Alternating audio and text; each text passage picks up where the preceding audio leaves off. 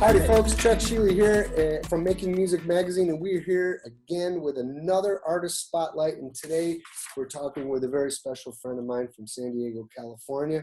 She's an award-winning, multi-dimensional recording artist. She's a hell of a singer. She's a great guitar player. And not only that, even better, even bigger, she is the founder of Voices of Our City Choir, which is... well, I'm going to let you handle that part. Sure. Ladies and gentlemen, I'll stop talking. This is Steph Johnson. Hi, Steph. How are you? Hi, Chuck. Hey, everybody. Thanks for watching. Am I looking in the right way? Yeah. Yes, we met. We were just talking about before we started this that we met, and you remember when I came into those open mics at the Coaster down in Mission Beach, and remembering me coming in and how I was just so hungry and wanted to learn and wanted to gig, and you and with all of the friends and musicians I met along the way were my journey to, learning how to express myself, how to gig, how to be with an audience, how to, show up on time and what to do and what to prepare. And then that, kept growing and getting bands and putting that together, and then meeting my husband, Rob Thorson, who's a jazz bassist, and musicians like Peter Sprigg, who you just said that you interviewed. And we had Rob on Rob in here a while ago too. We had Rob in here for Bass Month last year. Oh, so basically, like I was exposed to jazz and started to learn jazz, and that really fed my soul, and I toured as like a trio and stuff. But then I started working with the Kamau Kenyatta, who's a great producer he's based in San Diego, and he produced my fourth record, and I was all queued up to go tour in Europe and had all these big things happening. And at the same time, my love of people and outreach that I had started to organize manifested into starting a choir for people that are homeless. And that just kept blossoming and growing every week. And I'm the co-founder. So I started it with my friend Nina Deering, and it just grew, Chuck. It took over in the best way possible. So I ended up, thanks to Rob supported me to become a full-time volunteer. So I was working maybe like 16, 17 hours a day, back to back, helping people in crisis. And we started a shelter, and I'm kind of jumping into I did like, how many minutes is that? It was like 3 minutes. It's like the last 20 years in 3 minutes, 4 minutes. It's been a lot going on. That's better than the person who can talk about a 5-minute experience and take 2 hours to do it, Yeah. So yes, I remember you when you first entered that Coaster Saloon in those days, and those were some very special days for all of us. It was a great little scene, and everybody grew in that scene. But one of the things I remember about you was, at first it's like, who is this chick? Huh? Okay. And then you walked out and you were smiling and had everybody smiling back at you, and everybody was on your side before you sang one note. And I was like, how do you do that? Wow. And so that was an amazing gift. And I knew from that moment, like, we have a mutual friend named Swen. And I remember saying to him, it's like, you sang one song, and I said, watch, this is going to take about 15 minutes and she's going to go right past everybody. And you did. So good for you. So with the project, the Voices of Our City, the choir, so how does that come about actually? Like, what are some of the details on how you get such a big thing to start? I know you said you were doing it and then it grew and it got out of hand, but details, like what happened? So I started, it happened super organically. My mother's single mom, disabled, I lived below the poverty line. We lived on assistance. I moved around a lot. So I always kind of felt like, I guess I didn't feel homeless, but I felt like my home was never a permanent place. So I knew that I didn't have that kind of security all the time, And so when I don't know, about 10 years ago, I've always been kind of a volunteer, and I did volunteer stuff, but about 8-ish years ago, I started to really get to know my unsheltered neighbors living in my neighborhood. And they, you know, of course, like, who are you? You know, like, what are you about? And I was like, I play music, you know, and they'd be like, oh, I play music too, or I sing, or I play harmonica. And we just bonded as creatives, which is the best, just like you described the coaster, like that 20 years ago, like walking in together. We're all different ages, all different walks of life, but music is just the bomb. It's The galvanizer, yeah. Yes. And so then I did some different volunteer things, and some things happened in my life where I felt strongly that I just wanted to do what I felt in my heart. I wanted to serve in a way that makes people smile and really respects and provides that kind of relationship, you know. And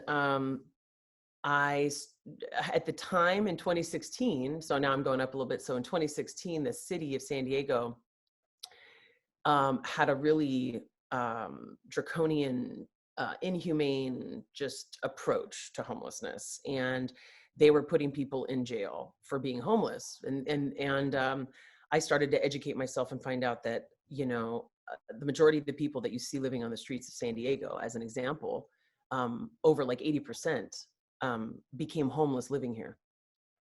So that misconception right away that people move here to be homeless is not true. So the reality of the fact that people won't go, you know, you can't just give somebody a ticket and put them in jail and think it's going to go away. Yeah, right. It's not gonna, that's not helping any situation. In fact, it creates so much residual, so much more trauma for the person who's lost their things have been thrown away. And so I just felt connected to the people and the plight and what was going on the street. And so I joined other activists and advocates. And while we were doing outreach one day, I met this pastor downtown, Chris Nathis, and he was serving the same population. And he told me that we could use his church for anything we wanted. And I was like, really? I said, because I want to start a choir for people that are homeless. And I remember I said it and I was like, I do? Like the words came through me, you know? Yes, so, I do. Yeah. So then, and he looked at me and he said, okay. And so then I called my friend Nina Deering, who I had just befriended. This girl, Nina, was really something. She, multi-instrumentalist, amazing vocalist, amazing musician, and crazy like me, like a little bit wild, a little bit like, you know, like. Got that going for her. You got it. Yeah. And so I was like, hey, I called her up. I said, do you want to start a choir with me for people that are living on the street? And she said, absolutely. So the next day she showed up at my house with 3 charts, like What a Wonderful World, a Gregory Porter tune. We share the same producer, Kamau Kenyatta. That Gregory Porter is an incredible artist. And then another song, I can't remember the other song, but wait, who was that? Anyways, it was a classic. It was like a folk classic that we would do. And we started to invite people to choir practice. And so then Nina was joining me, walking around, and I'd walk around. Sometimes I'd bring appetizers on napkins and like chilled drinks. Like I'd be like, hey, we're having a choir rehearsal at the church right here. We're not, it's non-religious, you know, I play guitar. It's like, you know, soul music, jazz, funk, you know, blues, come down. So people were like, okay, I need a place to be, right? First of all, I need to charge my phone. You have a bathroom I can use? Great. Oh, and you have coffee and food? It was like, awesome. So that's the secret. If you've got good music and good food, then you can really have a party with just about anybody. You know what I mean? Take over the world that way. That's right. And it just grew, Chuck. It like started with a few people, and the next week it was a few more. And then, you know, we got a new administration in 2016, and my volunteerism was kind of like front page news on the Union Tribune. Like it was like such a dark time that the work of the community was front page. And so we got this front page story on the Union Tribune, and it was all about this holiday concert we were going to have with the choir. And so I have the guitar player from Earth, Wind and Fire. I've got a horn section. I got my band, which is a concert I do every winter. And then the interviewer asked, are you going to have the choir? And I had never thought that the choir would perform live. That was never a thought we had. It was just a space for people to heal, to be respected, and to sing and to have that healing experience. So I came back to the choir and I was like, do you guys want to do a gig with me? And they were like, yeah, okay, yeah. So then we start getting together a show. And you know how long it takes to put together, like, I mean, how much time goes into like working your instrument and writing and composing and all the open mics and then you get a band and then you're doing a gig and like all of a sudden, I mean, this is a group of people that are non-professional singers. And I'm like, okay, well, that sound beautiful, you know, and there's great singers in there too. And it's great to see people grow in their craft. Right. But at that time we were babies, you know, just babies. And I remember they came out and they sang their first song, and this truly epic moment happened where over 300 people came to see that first show, and they all stood up and they clapped and cried. 350 people jumping to their feet to clap and cheer for the choir. And I remember the choir members were like this, like, what is happening, you know? And then they realized it was for them. And this beautiful thing happened. That is a beautiful thing. Yeah, I love you for doing it. The audience was celebrating them. The choir grew taller in the moment. It was incredible. And we finished out the show. The choir members just felt so great. I mean, imagine, it's like you're in a band, you know? Hey, we got a gig. I mean, that whole thing is so they are in the band, yeah. They are the band, yeah. And the band, yeah. And so then that night, we took everybody back to where they were sleeping, which was right outside of the church where we would meet. And the church didn't look like a church. The church was like a steel, like a steel roof, like a shack, okay, like a shed kind of vibe, okay? But everybody's sleeping around this downtown in East Village. And the next day, the whole choir was ticketed by the police and one person was taken to jail for it. So then after this front page story led to all these reporters calling me, which this was my first experience. I'm kind of going off on a tangent, but like it became kind of like a little media story, you know, like here's this homeless choir and now they're being ticketed by the police. So then it's on the front page of the local section of the paper 2 days later, homeless choir ticketed by the police.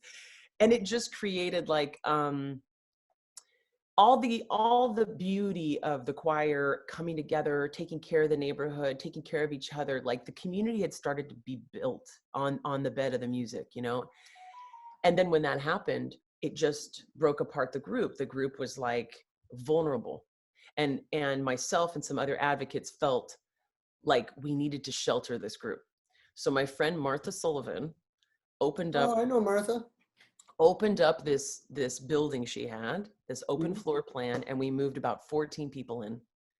And so then it became figuring out how to run a shelter and how to be there for people that are in crisis. And we did, you know, super new to all that, you know.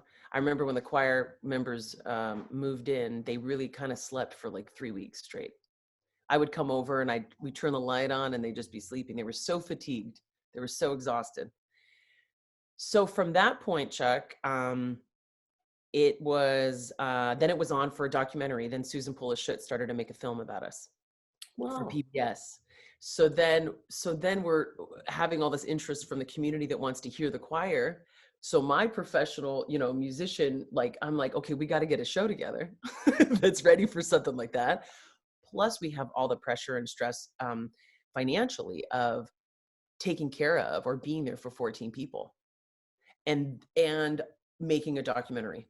So we've got like, you know, like the Escalade following us around with like a camera crew. Like, I mean, it was just like bizarre and it never really slowed down. But we do these things because it hits the mission. And the mission is to change the perception of homelessness, to change the experience for our choir members, but also to change the perception of homelessness. And nothing does it more than music. When we're singing on stage and you hear the choir, and the choir sounds fantastic. I mean, and there's of course, you know, training and the work we've done together, and we're getting better and better. I'm becoming a better musician, better harmonizing, better at, you know, and the joy that comes from this group of people, and that's just given off the stage, is so changing, so life-changing for the audience. So it's led to all these. We played with the San Diego Symphony a couple years ago. That was truly beautiful. I mean, just unreal. I mean, some of the choir members telling me stories of sleeping outside that Michelle, that was chokes me up. But I saw you at the NAMM show. I ran into you at the NAMM show just prior to that symphony thing. I remember you telling me about the symphony thing. Yes, and they have been very supportive. Martha Gilmer and the whole, you know, I have a lot of best friends in that group, that body of musicians. And we were talking and discussing, I think I shared that with you, that we were going to maybe do some sort of collaboration as a recording, and it just COVID hit and it just didn't happen. It wasn't the right time. But but yeah, so that's just one example of how next level everything became, you know, for the choir and for people. So that really lived is this how you came to be named the 2020 Woman of the Year by Assembly Member Todd Gloria? Yeah, and that's our new mayor. That's our mayor now. So that's what I thought. Yeah, I saw that the other day too. Yeah, how's that going? Not to go there, but yeah, no, it's going really well. I mean, we're super stoked. The landscape of elected officials from when we first started the choir to what it is now is totally different. It's wonderful. Wonderful. But so on the other side of the coin, you have a new album. I do. Thanks for asking. It's called So in Love, and it's I've heard a few tracks off of it. Marvelous. So tell us a little bit about that. Is Rob on it? Yes, Rob is on it. I guess with a title like that, he better be, right? Yes. Well, so pre-pandemic, I was playing every Saturday night at the Westgate Hotel, which has a cute little plaza bar downtown, a little jazz listening room. I can't take it. It's the interview. Yeah, I can't do it. So you got to do it. Okay, right. Cool. We're interviewing staff right now, so I'm doing this and I'm having someone else do the interview for somebody. But anyways, what was I saying? What were you saying? Oh, the record. So we had it was kind of half San Diego friends and my band, and then some other cats from LA. So Josh Nelson is playing piano. Josh Nelson is phenomenal. He played with the late Natalie Cole. He's just an incredible accompanist and sweetheart. And Anthony Wilson, the guitarist on the record, plays a lot with him and other records, which is great. But he also played with like Diana Krall and some other big, you know, he's incredible. So the two of them working together was like magic. Wonderful. And then a flugelhorn trumpet player, Christopher Lawrence, who sounds so good. So good. So, and then Richard Sellers on drums, my husband, Rob Thorson on bass. So that experience was like, sorry, there's a little phone call happening. I'm so sorry, Chuck. This is where you're getting the creative director and I'm telling the story, but also I'm the executive director of the organization, and we're still trying to like make it all happen. That's okay. It lets the people see that there's more to it than meets the eye. You always have to do a million things in this world. Yes. But I want to have this conversation because I haven't talked to you forever, and I think it's awesome to talk about these things. And the record was recorded over 2 days. I was up in Los Angeles, and we had some arrangements. Josh did some, Rob did some, but a lot of it was kind of like in the moment. And that's how the record felt. And I went into that recording session a little bit almost like right out of a hospital bed. I had come down with pneumonia and bronchitis. Asthmatic bronchitis is pre-COVID. I might get an antibodies test to see if I actually had COVID, but I kept going in and out of the hospital. I wasn't getting better, but I just was well enough to go and do that. And I remember I was a little nervous about my vocals because I just couldn't sing. If you've ever had pneumonia, you know, you're like, you know, you're not singing when you have pneumonia. And Josh was so sweet. He said, don't worry about it, you know, like just come in, we'll lay down the tracks and you can redo your vocal. So it took all this pressure off of me. And so I got to be like, you know, like Frank Sinatra, like one butt cheek on a stool, like sitting in my booth with the band, you know, and because there wasn't that pressure on me, I just had a great time. And it turned out that like maybe about 80% of those vocals we kept because the you know, which was a surprise to me, not just where I was health-wise, but, you know, those musicians are stellar, you know, musicians. And so when you catch yourself playing tennis with some cats like that. And You don't want to let them down. no, but you also can, I surprised myself that I, you know, was able to hang vocally in that environment, and that they liked it and we liked it. And I have to say this about the songs, you know, those are like my favorite jazz standards and tunes that we do. And I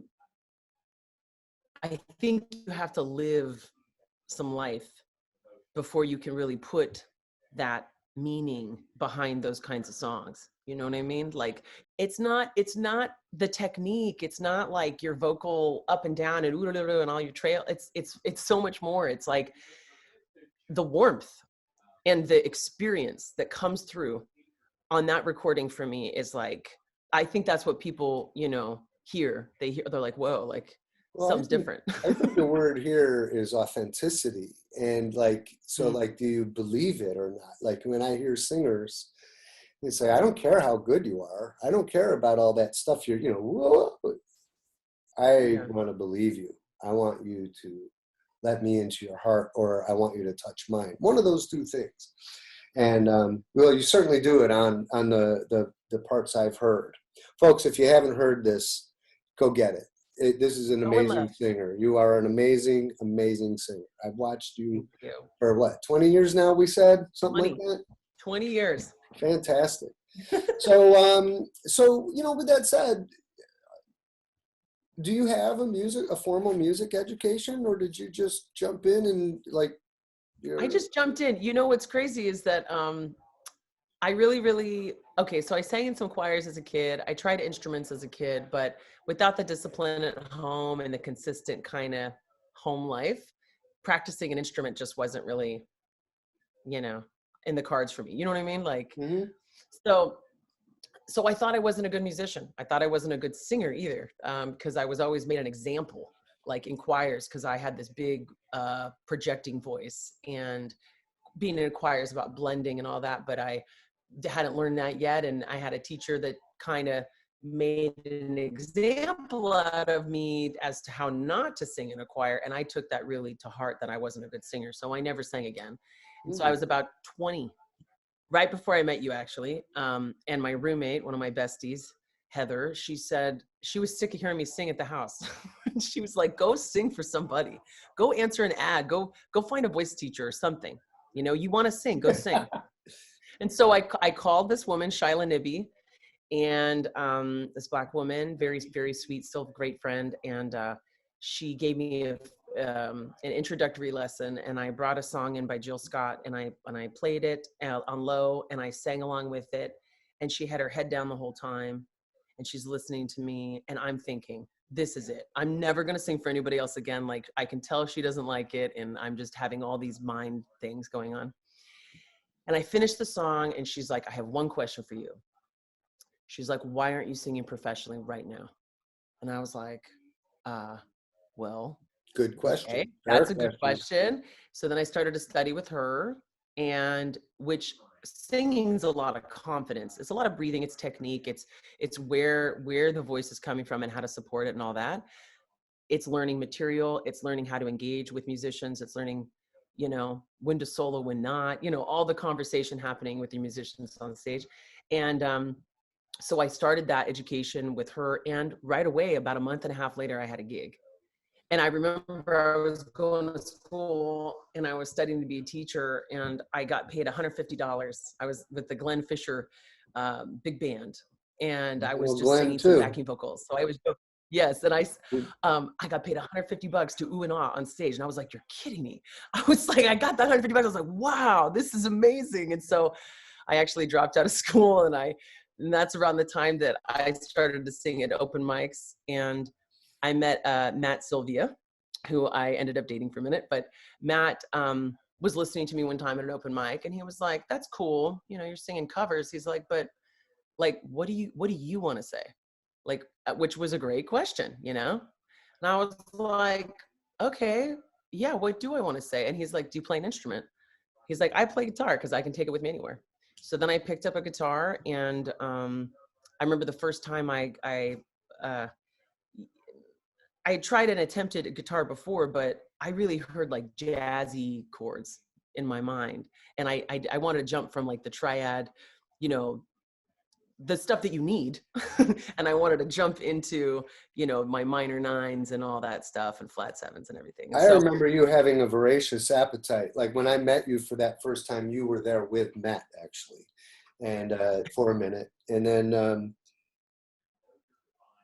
one of the things I will always remember about you is it was one of those Coaster Saloon open mic kind of things. You got up there and sang, and I told you about what that was like. Then we got up there and sang, and I think I played Dorothy, which is an instrumental on my guitar. And you, in the packed room that it was, came up and stood about 2 feet in front of me and just watched my left hand. And I'm sitting there thinking, like, I have to really pay attention to this thing to hang on to this. It's not just a little simple ditty. Yeah. It's involved, and you have to, you know, you can't schlep it. And I did that with you, just like staring down my left hand. I'm thinking like, man, I wish you would go away so I could concentrate on this. But you were like, oh wow, you know. But I knew that as soon as that was over, I finished the tune. You got out and said, oh man, yeah, you got to show me how to do that or something like that. But but at the same time, I knew that by watching what I did, it's like this person actually watched it, got it, and you're going to go use that and throw it into your own toolbox of vocabulary. And you did. And then I think you started taking lessons with Hakel or somebody like that. Yes, Robin Hinkle. Oh, what's the blues guitarist? Oh, I'm totally spacing on his name. I'll think about it. But basically, any door that opened to me, you know. Yeah, that's the wisdom right there. I walked through. I was like, thank you for showing me. So, yeah, I just I love. You're that way with everybody who played. I mean, I'm not saying this for your benefit. I'm saying this for the benefit of the people watching. It's like, these are good habits, you know, just really learn from the people. You are who you hang out with, and all that, you know, so you can learn more from them than you will anywhere. Okay, well. So yeah, so I started the journey of like teaching myself guitar and playing gigs and I needed to support myself. So like, you know, I was working at a bank and doing gigs at night, and then I jumped ship and I was like, okay, I'm going to do this full time. I read an article that says if you can make, you know, if you're going to quit your day job and you want to go do this other thing, whatever it is, and make a living, you got to have 5 ways to receive some income, like 5 streams of revenue coming in, you know, to prepare yourself, you know, just have multiple ways that you're going to make money. Mm-hmm. So I was like, okay, I can give lessons, I can do gigs, I can record, I can travel, I can, you know, I named all these things and I had all this stuff on deck. And this is a really important thing to anybody who wants to go and pursue an artistic career, or anything that forces you to jump out the window, to take the leap, you know. You have to be prepared for this universal thing that this truth, this God, whatever, the universe. It as soon as I made that step, these things that I thought were solid fell away, like a regular income stream, a check that was written to me that bounced. My car, I lost my car. I broke up with a boyfriend and I moved. And I remember I moved into a new place. I'm living at this like cool hippie pad at the beach.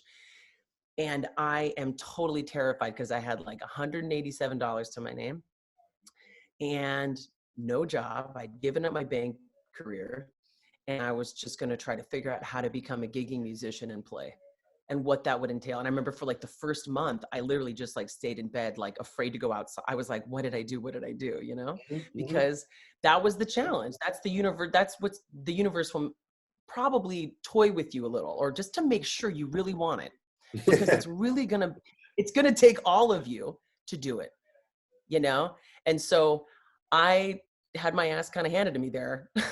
And then I started to work a lot with, at that time I was playing with some of the musicians that played with Ike Turner the last like 10 years of his life. So it was like Kevin Cooper, Jesse Charno, Seth Blumberg, Leo Don Becky, this really fun mix of kind of bluesy, rock, funky soul musicians from like Michigan and like, so so then I cut my teeth on that, you know, like, and I had a band and we kind of did like the dance scene, and but I was always writing songs, and my songs always kind of blended in with cover tunes.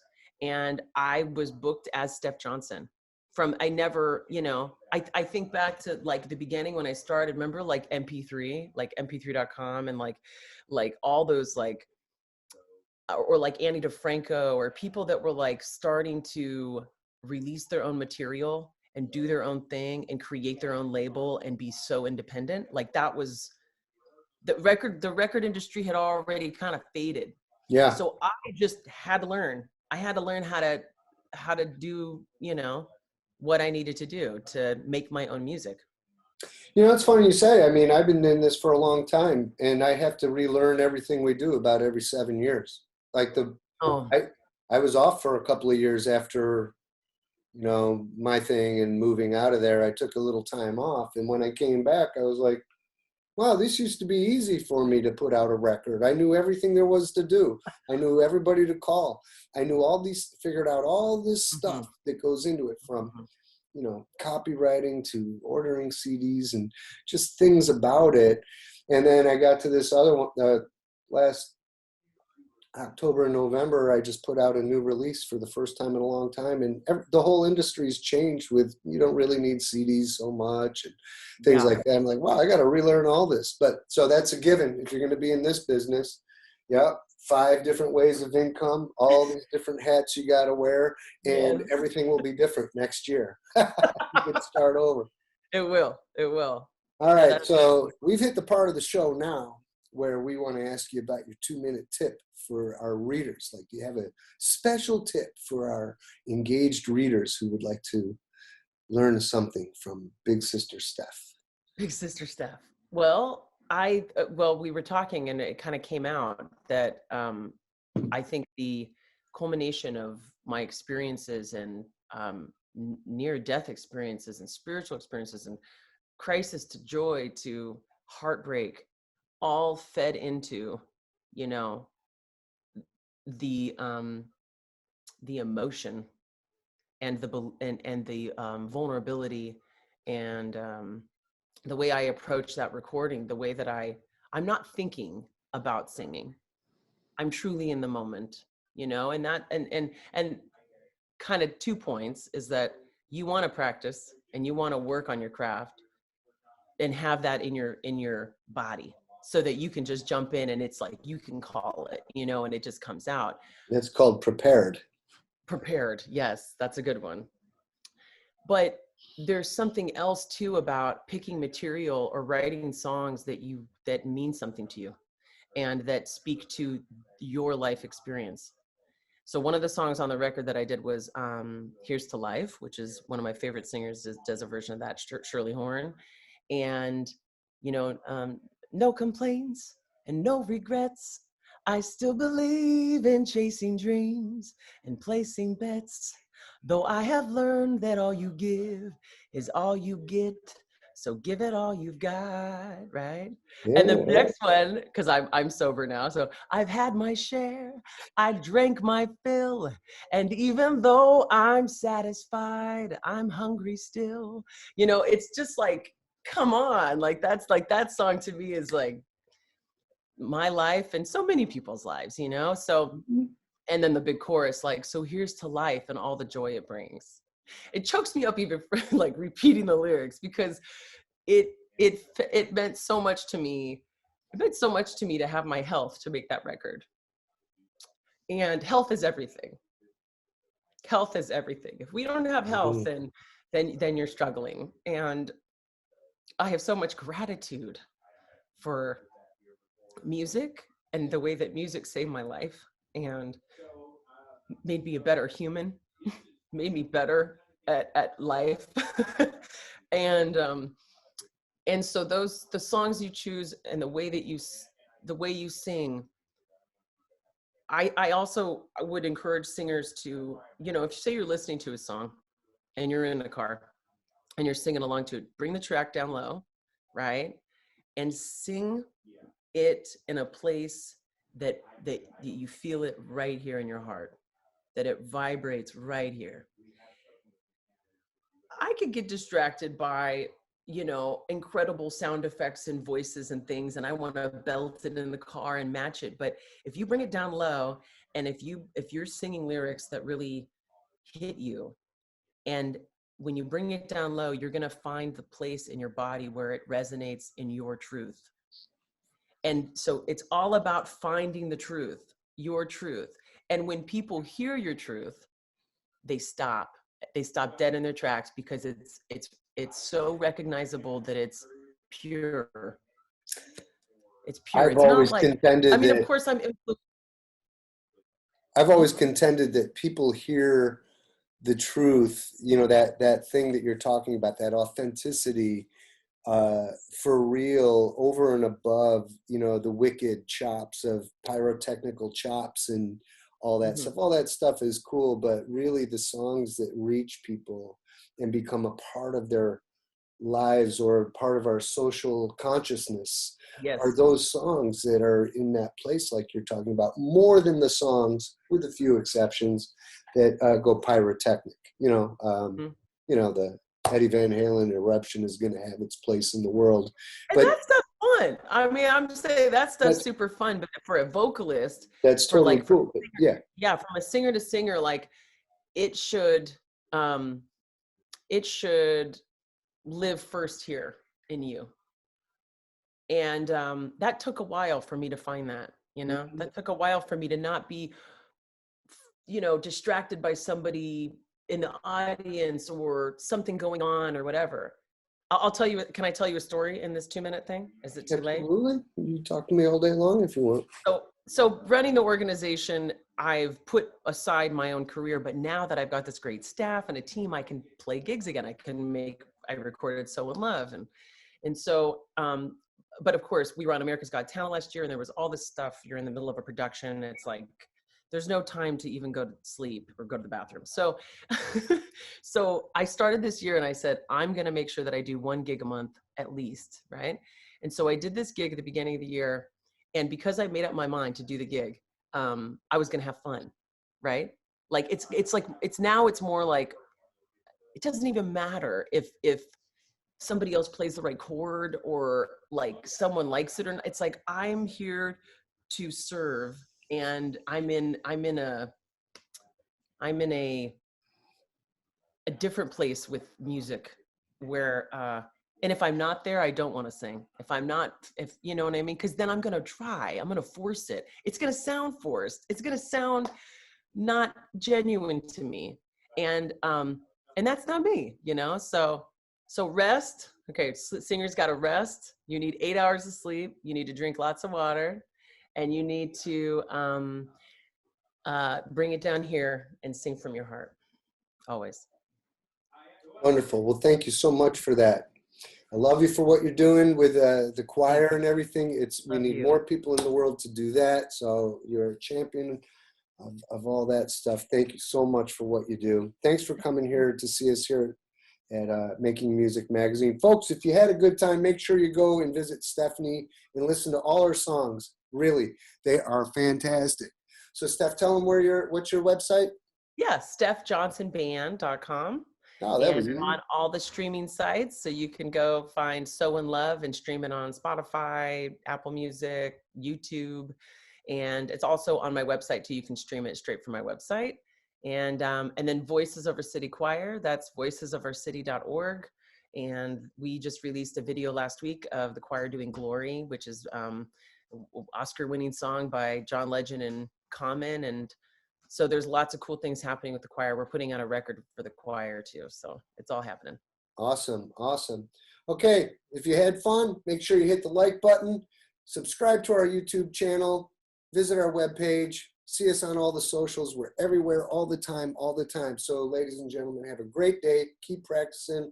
We love you. Great day. Peace. Have a great day.